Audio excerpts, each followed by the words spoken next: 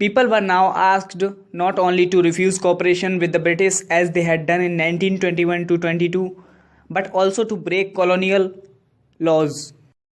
Lastly हमने discuss किया था कि देश के बहुत सारे हिस्सों में बहुत सारे लोगों ने अंग्रेज़ों को कोऑपरेट करना बंद कर दिया, अंग्रेज़ों का सहयोग करना बंद कर दिया और कॉलोनियल लॉज जो थे, अंग्रेज़ों के जो कानून थे, उनको भी मीन्स उनको फॉलो करना बंद कर दिया.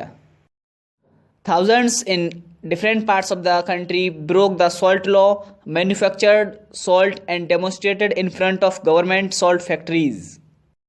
It means देश के अलग अलग हिस्सों में हजारों लोगों ने सॉल्ट लॉ जो नमक का कानून था उसको तोड़ा और जो गवर्नमेंट सॉल्ट फैक्ट्रीज थी उनके सामने प्रदर्शन किया.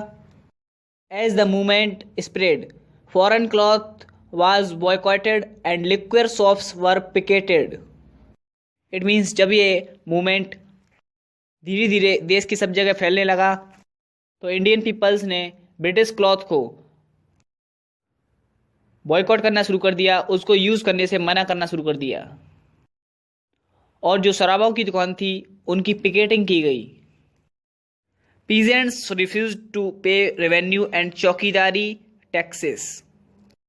Village officials resigned, and in many places forest people violated forest laws, going into reserved forest to collect wood and graze cattle. किसानों ने अपने लगान और चौकीदारों के टैक्सेस देने से मना कर दिया और गांव में जो तैनात ऑफिशियल्स थे, कर्मचारी थे, उन्होंने इस्तीफे दे दिए, रिजाइन कर दिया. बहुत सारे स्थानों पर जंगलों के कानून तोड़े गए.